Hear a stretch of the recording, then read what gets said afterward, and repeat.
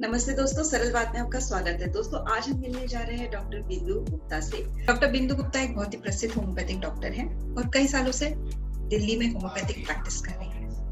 आइए मिलते हैं डॉक्टर बिंदु गुप्ता से और जानते हैं कि हेयर फॉल की समस्या से हम कैसे लड़ सकते हैं और कैसे अपने बालों को सुंदर और अच्छे रख सकते हैं। डॉक्टर बिंदु, आपका स्वागत है।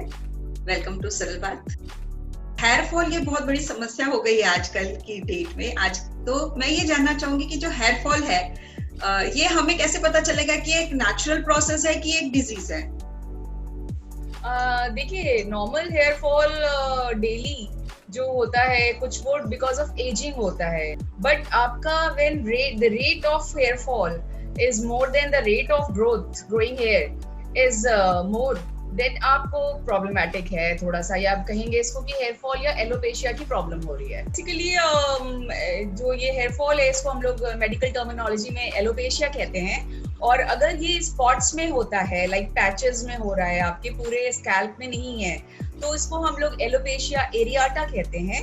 आपका जो होगा, जो भी स्पॉट होगा वो राउंड शेप में होगा एंड वहाँ पे जो स्किन होगी बहुत शाइनी हो जाएगी क्योंकि हेयर की रूट्स ही खत्म हो जाते हैं वहाँ पर। सेकंड इज जो हेयर फॉल का टाइप है उसमें आपका जनरल और डिफ्यूज फॉर्म कहते हैं, जिसमें आपका पूरे ही स्कैल्प से हेयर फॉल हो रहा है। इसको हम लोग एलोपेशिया डिफ्यूजा या एलोपेशिया टोटालिस कहते हैं कि आपका वो पूरा हो रहा है। थर्ड इज जो होता है हमारा वो एंड्रोजेनिक होता है, हार्मोन बेस्ड होता है। Female hormones are different and male hormones are different, तो उनका एक पैटर्न भी जो हेयर फॉल का है वो डिफरेंट होता है, दैट इज कॉल्ड एंड्रोजेनिक। तो बेसिकली 3 टाइप्स हैं। इसके कॉजेस क्या होते हैं, क्यों होता है ये mainly? There are so many causes nowadays जो responsible हैं hair fall के लिए। First of all, them is genetic और hereditary। जहाँ पे baldness का issue रहा है तो वहाँ पर बहुत chances होते हैं कि आपको भी baldness हो। और second is कह सकते हैं कि आजकल की lifestyle है या stress, anxiety और emotions, वो उसकी वजह से भी होता है depression। Third is smoking।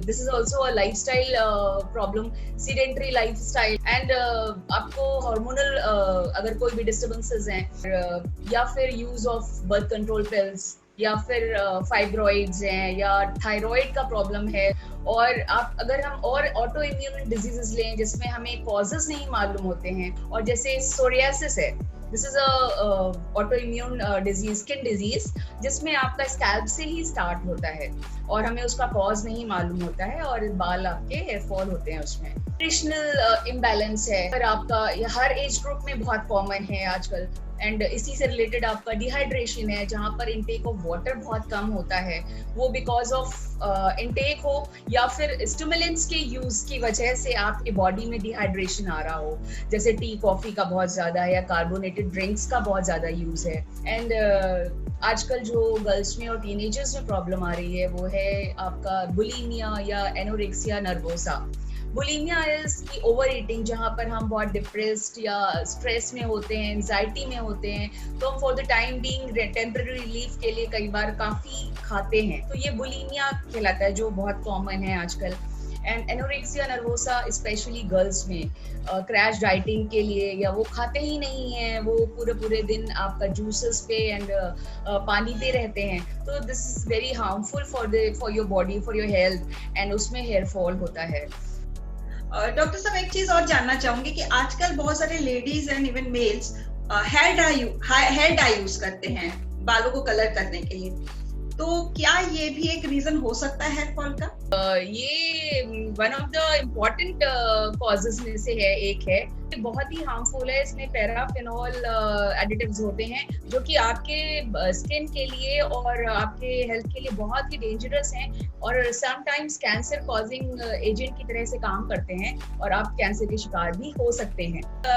आजकल हेयर स्टाइल बनाने के लिए स्प्रेज यूज करते हैं, जेल्स यूज करते हैं, या फिर बहुत ज्यादा इलेक्ट्रॉनिक वो यूज करते हैं, लाइक ड्रायर्स हैं या कुछ और, तो वो आपके बालों के लिए ऊपर से उसकी स्किन को बहुत ही ड्राई कर देते हैं, जो कि आगे उनके झड़ने के लिए रिस्पॉन्सिबल होता है। चाहूंगी कॉजेस तो आपने बता दिए, अब ये मैं जानना चाहूंगी कि इसको हम प्रिवेंट कैसे कर सकते हैं, how can we prevent hair fall अगर इनिशियल स्टेजेस पे है तो? देखिए, इनिशियल स्टेजेस पे है तो हम प्रिवेंशन ही काफी है। अगर हम उसमें डाइट सप्लीमेंट्स या अपने अकॉर्डिंग टू आवर डॉक्टर और प्रोफेशनल फिजिशियन उनसे कंसल्ट करने के बाद कि हमारी बॉडी में क्या कमी है, हम उसके सप्लीमेंट्स लें या डाइट में अपनी उनको शामिल करें। जैसे विटामिन सी के लिए हम लोग सिट्रस फ्रूट्स हैं, स्पिनाच है, ये सब हम अपनी डाइट में शामिल करें। अगर रिक्वायरमेंट है विटामिन ए की तो हम कैरेट्स और स्पिनाच, और आयरन की अगर रिक्वायरमेंट है तो हम स्पिनाच ये सब ले सकते हैं। आयरन सप्लीमेंट में आपके जैगरी का यूज है, ये सब हम कर सकते हैं। स्मोकिंग है तो हम इसको कर्टेल करें या फिर हम इसको स्टॉप करें। और पानी का इंटेक, अगर डिहाइड्रेशन की प्रॉब्लम से रिलेटेड है तो हम पानी का इंटेक अपना करेक्ट करें कि हमें 10 ग्लास एटलीस्ट अ डे हमें लेना चाहिए। अगर हम कोई ओवर यूज ऑफ मेडिकेशन कर रहे हैं, कि अगर हम बहुत हेडेक है या कोई छोटे छोटे पेन्स में हम NSAIDs या फिर पेन किलर्स यूज करते हैं तो हमें उनको थोड़ा सा शॉर्ट करना चाहिए, जिसकी वजह से हमारा हेयर फॉल रुके। और डाइट में home cooked food, as you know, कि जंक फूड और ये सारी चीजें अवॉइड करनी चाहिए। जहां तक हो सके होम कुक्ड और सिंपल फूड, हाइजीनिक फूड वो खाना चाहिए। तो इन सब चीजों से हम थोड़ा सा, ऑयलिंग है, बालों में मसाज है, तो ऑयलिंग में हमें कौन से ऑयल यूज करने चाहिए, बहुत ज्यादा सेंटेड परफ्यूम्ड ऑयल्स नहीं लेने चाहिए, या जो बहुत एडवर्टाइज किए जा रहे हैं हो सकता है उनमें केमिकल्स हैं, तो वी शुड बी अवेयर कि आप उसमें प्योर ऑयल यूज करें। एंड प्रॉपर हाइजीन के लिए हमें डेली और ऑल्टरनेट डेज पे हेयर वॉश करना चाहिए, जिससे वहां पर कोई भी गंदगी या पोल्यूटेंट्स या फिर आपका वो स्टिक होके हमारे एयर पोर्स को बंद ना कर दें, हेयर फॉलिकल के पोर्स को, और जिससे हमारे रूट्स खराब हों और वो डैमेज हो। तो वॉश कैसे करना है, शैम्पू एंड इनके लिए मैं बहुत फेवर नहीं करती हूँ, क्योंकि शैम्पूज आजकल जो भी हैं वो केमिकल फ्री नहीं होते हैं, और उनके केमिकल्स ये जो मोर हार्म करते हैं देन गुड। तो इसलिए शैम्पूज के लिए मैं बहुत एम्फेसिस नहीं करती है। मुल्तानी मिट्टी से भी आप धोएंगे तो बाल आपके क्लीन होने चाहिए और हाइजीन का ख्याल रखना चाहिए। मैं जानना चाहूंगी इसका ट्रीटमेंट क्या है? देखिए, ट्रीटमेंट बहुत ज़रूरी होता है, क्योंकि नाउ डेज हम लोग यूट्यूब पे या गूगल पे सर्च करके लोकल सॉल्यूशंस ढूंढते हैं, जो शॉर्टकट रास्ते हैं वो थोड़ा सा अपनाते हैं, जिससे हमें कभी लॉन्ग इंटरवल्स पे फ़ायदा नहीं होता है।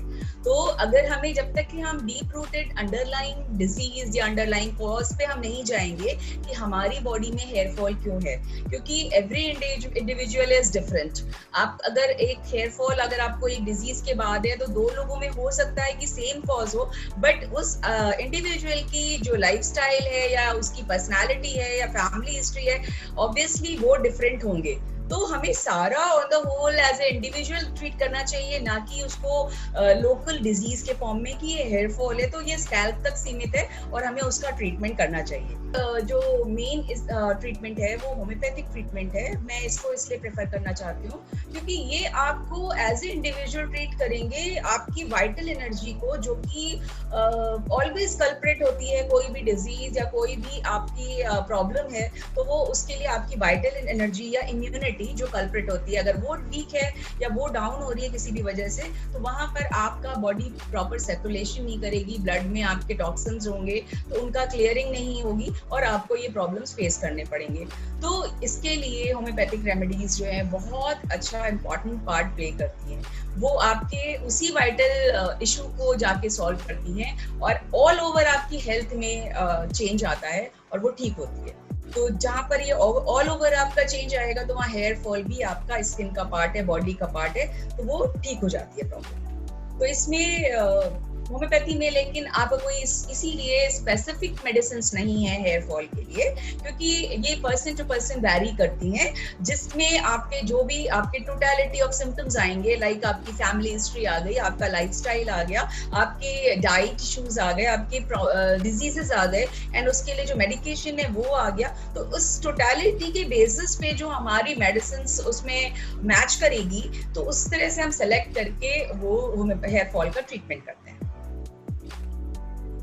Thank you so much doctor बिंदु, आपने इतने अच्छे से बताया और आई एम श्योर दर्शकों को आज बहुत अच्छी इंफॉर्मेशन मिली है हेयर फॉल के बारे में, क्योंकि हेयर फॉल ना ये बहुत कॉमन सी प्रॉब्लम हो गई है। बहुत बार हम इसको बहुत लाइटली लेते हैं, ये सोच के कि ये तो होता ही है और सबका ही होता है, मगर वो स्टेज कौन सी होती है जब हमको ये समझ लेना चाहिए कि नहीं, ये सबका होता है, उससे कुछ हटके हो रहा है और हमें अब इसका ट्रीटमेंट लेना जरूरी है, कंसल्टेशन करना जरूरी है। थैंक यू सो मच, आपने बहुत अच्छी इन्फॉर्मेशन दी। दोस्तों, अगर आपको इस विषय में और कोई क्वेश्चंस हो या कुछ पूछना हो तो आप हमारे कमेंट में मेंशन कर सकते हैं। और अगर आपको वीडियो अच्छा लगा है तो आप अपने फ्रेंड्स के साथ शेयर कर सकते हैं। चैनल को सब्सक्राइब करना मत भूलिएगा। फिर मिलते हैं। Thank you.